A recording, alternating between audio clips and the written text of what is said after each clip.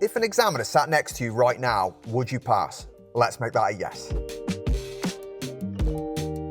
Welcome back, I'm Josh, your driving instructor, becoming quite well known for being a driving test route nerd. Now, I've been speaking to examiners for months now, and I've been asking one thing. How do we help learners pass their driving test faster? And that's what this video is all about. And the first and most important thing is how you're thinking about the driving test and how you think about the examiner. This is one of the biggest issues I come across when people are getting ready for their driving test. And they end up putting driving examiners on a pedestal. So instead, we're going to put ourselves in the examiner's shoes and try and think of ourselves like an examiner would. Now, the first thing to remember is examiners aren't gods. They eat, they sleep, they drink tea, they argue with a Mr. or Mrs., they walk the dog. So try not put them on a pedestal. They're just like you, me, mum, dad. Their job is to apply a standard. They have to try and be almost as robotic as possible, black and white, because otherwise you're going to end up with two driving test examiners that aren't showing the same standard.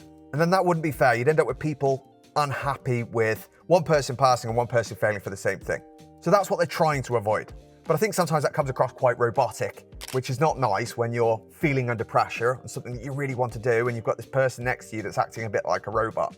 The important thing to remember is that examiner wants you to pass. Think of yourself as a driving test examiner, okay? You've got around 50 tests per week. That's 50 people that are potentially going to get out that car and cry, or 50 people that are going to, again, maybe get out the car crying, but with delight instead. What would you rather happen 50 times a week? I know what I prefer, and that is definitely not people hating on me. And then we can think about it from a selfish perspective, okay?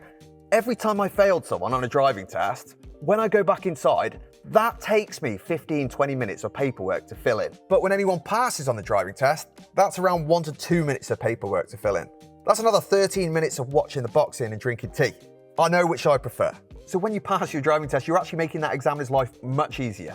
And I think that's a really important thing to remember. The examiner is on your side. They're not against you. I can promise you, even just from a selfish perspective. And then the next problem with the driving test is, think about from the age of 5 to 17, 18, you've been in a school environment. You do lots of work in the class, and then at the end, you're getting a test, and it's all silent, and there's people walking around staring at you, waiting for you to speak. And then you've got to jot everything down after all that revision, and hopefully you've got the mark that you wanted, that A star. Show my age now, aren't I? And then you turn up for this driving test and you're expecting it to be the same. You've got all this knowledge in your head and you've got to put it all down and show the examiner who's staring at you, waiting for you to make a mistake. And the driving test just isn't like that at all. Imagine you're learning to swim and you want to go swimming with your mates on your own. So you say, Mum and Dad, I want to go swimming with my mates. They're like, there's no way you're going to swim with your mates because you can't swim, mucker. And you say, yes, I can. And they'll say, all right, okay, well, prove it. Show me. Can you swim? And you jump in the pool and you show them, I can swim. And at that point, they'll go, fair play, yeah, you can swim, okay, off you go. Or they say, no, dude, you need a bit more practice. Driving test, exactly the same. You practice your driving, you get good at it, good enough that you're safe on the road on your own without being an issue to anyone else. You go and show the examiner, I'm good enough to drive on my own. That's all they're expecting. You don't need to pull anything new out the bag, you don't need to do anything crazy, the normal. And try and think of it like that. I know it's easier said than done, but when you start thinking about it like that, it's going to make it much easier and much less pressure. And normally what fails people on the driving test, 50% of driving test is nerves. And if you can reduce those by thinking about things like this, it's going to massively improve your chances of passing.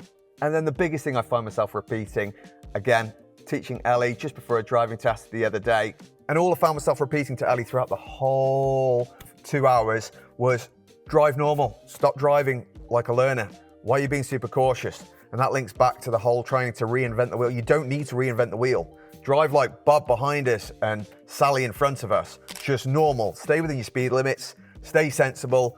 Check in your mirrors so you don't crash and you don't cause a crash. Done. Easy. Don't go extra slow on a road that is clearly safe to do 30.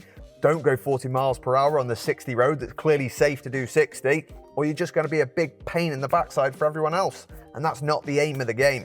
And you're turning up to that driving test after all, and you're saying to the examiner by turning up, what are you saying? Think about what you're saying to that examiner by turning up to that test. Say you're my examiner, and you sit in the car, you've never met me before, you sit in the car, what are you expecting? Are you expecting this person to be able to drive, or are you expecting this person to fail miserably? They can't drive, they've never had a lesson.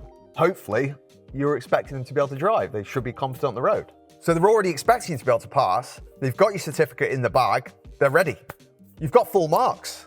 You don't need to reinvent anything. You just need to continue showing them what you can already do, and they're going to give you a certificate at the end. Bob's your uncle. Let's have a brief chat about what to expect from the examiner on the driving test day. How's your examiner going to be, and why are they like that, you know? Are they going to be chatty? Are they going to be quiet? Who knows? So first thing, is the examiner going to expect you to pass? Yes.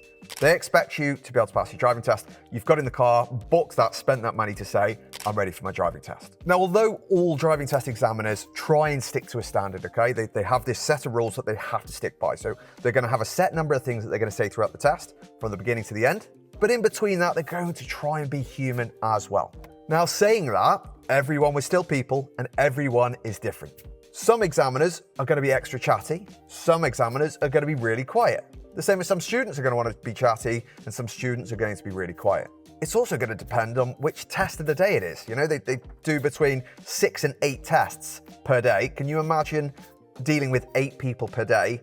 My social battery, gone. I struggle with 4 people per day. So if you're the first test of the day, yes, they might have just had their coffee and they might be raring to chat. And if you're the last test of the day, maybe they're a bit quieter. Maybe they're ready for their tea. Don't be offended.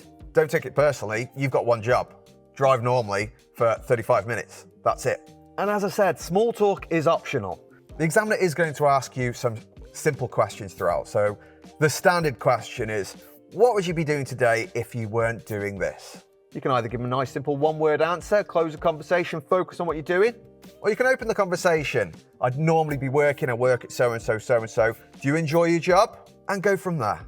Talking is not mandatory. It's not going to get you bonus points, really. If you're more comfortable by talking, it's going to relax you more, then do it. If you know it's going to put you off and you're more likely to make a hiccup, just stay quiet, tell them you're going to focus. They're not bothered. Sometimes people get really muddled with what they can and can't ask the examiner. You know, if I ask them the wrong thing, are they going to fail me? I know I was like that on my driving test. I was, oh my God, if I speak and say the wrong thing, it's just more anxiety. So I'm just going to quickly clear that up for you. You can ask the examiner anything. If they can't answer, they will say, I can't answer that. They won't fail you. They will tell you, I can't answer that one. Or they just won't say anything. They won't answer at all. So don't panic in any way. They cannot fail you and will not fail you for what you say. But for clarity, what you can and can't ask the examiner, you can't ask for help regarding road rules. For instance, if you ask them what the speed limit is here, they aren't going to answer that. If you ask them if I should go through this green traffic light and wait in the box of a crossroads, they're not going to answer that. These are things that you should know, and these are what you're being tested on. What you're not being tested on is anything related to directions. Even if you're following sat-nav, and the sat-nav says second exit at the roundabout, and there's like 15 exits, and you got muddled or you didn't hear it, you can say, was it this exit? Sorry, can you say, was it second exit? Anything like that, yeah, they're going to help. You're not marked on directions. The example I always say to people is, imagine you go to the zoo today with your friends, and you take a wrong turn. It takes you an extra half hour to get to the zoo. Whoop-de-doo. Okay, annoying, but you got there. Now instead, imagine you go and you do something dangerous because you nearly missed the wrong turn and then cross the friggin' roundabout and nearly cause a pile-up or do have a crash. That's a very different situation. The point is, it doesn't matter if you go the wrong way, and it doesn't matter if you ask for directions. It matters that you're safe. Again, if the examiner says to you, take the first exit on the roundabout or take the next road on the left, you're allowed to say, sorry, can you repeat that? There's no problem with that.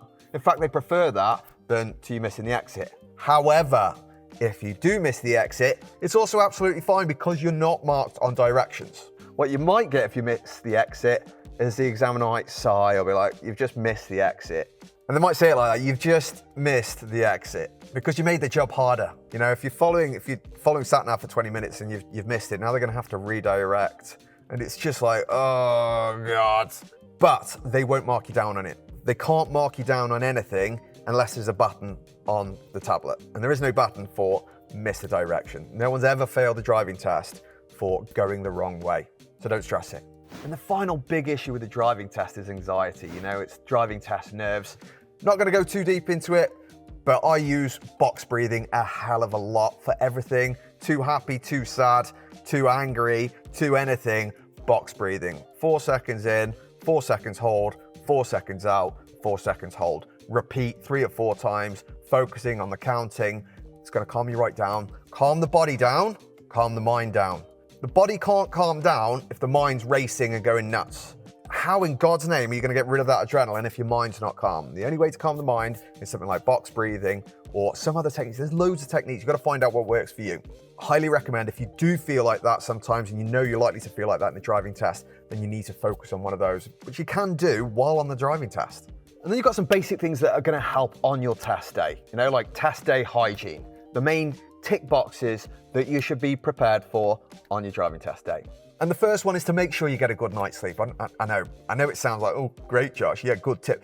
Seriously, sleep is like the most important thing to not ruin your day. Think about when you're tired, you end up eating more, you're irritable, everything's just not as good. So what I would not recommend is sitting on TikTok and YouTube till friggin' 1, 2 o'clock in the morning when you've got your driving test at 8 a.m. or 9 a.m.